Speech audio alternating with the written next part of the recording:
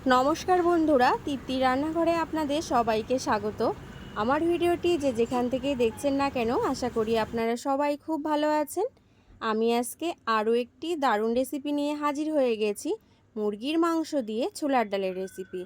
এই রেসিপিটা দিয়ে আপনারা লুচি, রুটি, পরোটার সাথে কিন্তু পরিবেশন করতে পারবেন। এটা খেতে কিন্তু দারুণ লাগে। ভিডিওটি স্কিপ না করে পুরো ভিডিওটি কিন্তু দেখার অনুরোধ রইল।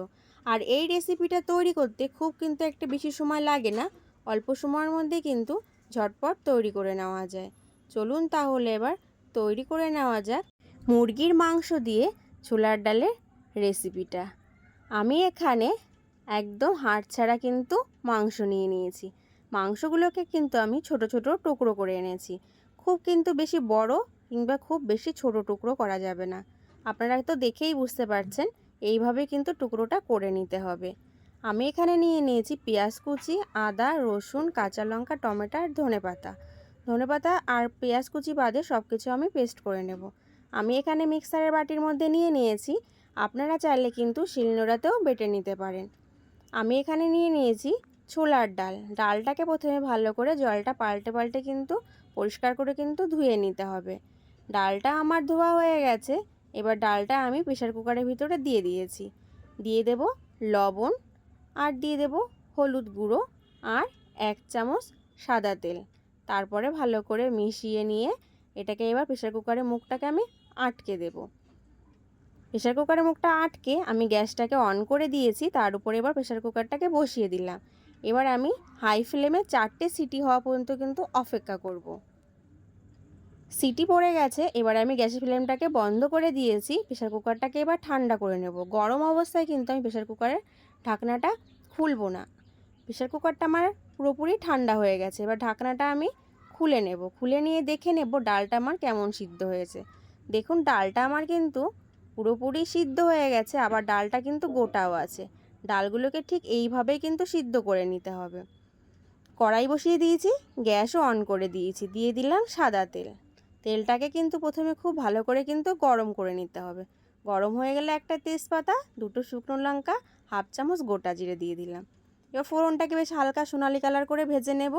যখন ফোড়নটা একটা হালকা সোনালি কালার হবে আর লঙ্কাটা একটু কালচে হয়ে আসবে, তখন বুঝতে হবে ফোড়নটা আমার পুরোপুরি ঠিকঠাক ভাজা হয়ে গেছে। এবারে এর ভিতরে দিয়ে দেব পেঁয়াজ কুচি, যে পেঁয়াজগুলো আমি আগে থেকে কুচি করে রেখেছিলাম। পেঁয়াজগুলো আমার দেওয়া হয়ে গেছে। এবার হাই ফ্লেমে পেঁয়াজগুলোকে আমি ভেজে নেব। পেঁয়াজগুলোকে এমনভাবে ভাজবো না যাতে পেঁয়াজগুলো পুড়ে কালো হয়ে যায়। পেঁয়াজগুলোকে বেশ হালকা সোনালি কালার করে ভেজে নেব। পেঁয়াজগুলো আমার ভাজা হয়ে গেছে। পেঁয়াজগুলো ঠিক এইভাবেই কিন্তু ভেজে নিতে হবে। এবার আমি এর মধ্যে দিয়ে দেব সেই বাটা মশলা। বাটা মশলাটার মধ্যে আছে কাঁচা লঙ্কা, আদা, রসুন, টমেটো। ঝালটা কিন্তু আপনাদের স্বাদ অনুযায়ী কিন্তু কম বেশি করে নিতেই পারেন।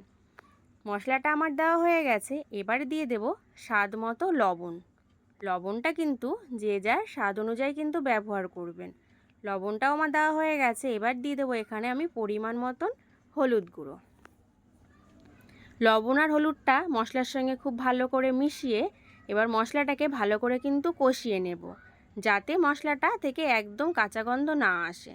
আর মশলাটা কিন্তু অবশ্যই এইভাবে নাড়াচাড়া করে কষাতে হবে, কারণ যেহেতু এটা আমি হাই ফ্লেমে মশলাটা কষাচ্ছি। যদি না নাড়াচাড়া করে কষাই তাহলে কিন্তু মশলাটা পাত্রের নিচে লেগে যেতে পারে, তখন কিন্তু এটা খেতে একদমই ভালো লাগবে না। মশলাটা আমার কষানো হয়ে গেছে। এবার এর ভিতরে দিয়ে দেবো কিছু গুঁড়ো মশলা। প্রথমে আমি দিয়ে দেব 1/2 চামচ ধনের গুঁড়ো, আর দিয়ে দেব 1/2 চামচ জিরের গুঁড়ো, আর দেবো আমি এখানে 1/2 চামচ কাশ্মীর লঙ্কার গুঁড়ো। কাশ্মীর লঙ্কার গুঁড়োটা আমি কিন্তু সম্পূর্ণ কালারের জন্য ব্যবহার করেছি। আর দিয়ে দিলাম সামান্য পরিমাণে একটু জল, যাতে মশলাগুলো পাত্রের নিচে লেগে না যায়। এবার মশলাটাকে আবারও হাই ফ্লেমে আমি 1 মিনিটের মতন কিন্তু কষিয়ে নেব। মশলাটা আমার কষানো কিন্তু হয়ে গেছে। এবারে এর ভিতরে দিয়ে দেব মুরগির মাংস, যে মাংসটা আগে থেকেই আমি ছোট ছোট টুকরো করে কেটে ভালো করে কিন্তু পরিষ্কার করে ধুয়ে রেখেছিলাম। সেই মাংসটা এবার আমি দিয়ে দেব। মাংসটা কিন্তু আমার দেওয়া হয়ে গেছে। এবার মাংসটাকে হাই ফ্লেমে ভালোভাবে কষিয়ে নেব 2 থেকে 3 মিনিটের মতন। আর অবশ্যই কিন্তু এটা আমি নাড়াচাড়া করেই কষাবো, যাতে মশলাটা খুব ভালোভাবে মাংসের সাথে মিশে যায়। মশলাটা আমার ভালোভাবে কিন্তু কষানো হয়ে গেছে। এবার কিন্তু আর হাই ফ্লেমে রান্না করব না, এবার গ্যাসের ফ্লেমটাকে একদম লো ফ্লেমে করে দেব। লো ফ্লেমে করে দিয়ে ঢেকে দেব আমি এটাকে 5 মিনিটের জন্য। 5 মিনিট হয়ে গেছে, আমি ঢাকনাটা তুলে নিলাম। ঢাকনাটা তুলে নিয়ে সবার প্রথমে কিন্তু একটু ভালো করে আগে মিশিয়ে দিতে হবে। মেশানো হয়ে গেলে দেখে নেব মাংসটা আমার সিদ্ধ হয়েছে কিনা। মাংসটা কিন্তু আমার পুরোপুরি কিন্তু সিদ্ধ হয়ে গেছে। তাহলে এখানে আমি আর কিন্তু কষাবো না। এবারে আমি এর ভেতরে দিয়ে দেব সেই ছোলার ডালটা, যে ডালটাকে আমি আগে থেকে কিন্তু সিদ্ধ করে রেখেছিলাম। সেই ডালটা আমি এবারে মাংসটার মধ্যে দিয়ে দেব। ডালটা আমার দেওয়া হয়ে গেছে। এবার ভালো করে প্রথমে একটুখানি মিশিয়ে নিতে হবে।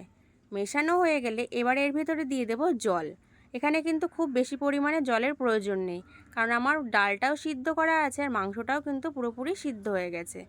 সব কিছু ভালো করে মিশিয়ে নিলাম। মিশিয়ে এবার হাই ফ্লেমে আমি এটাকে 5 মিনিট রান্না করে নেব। তার থেকে কিন্তু বেশি রান্না করার প্রয়োজন নেই।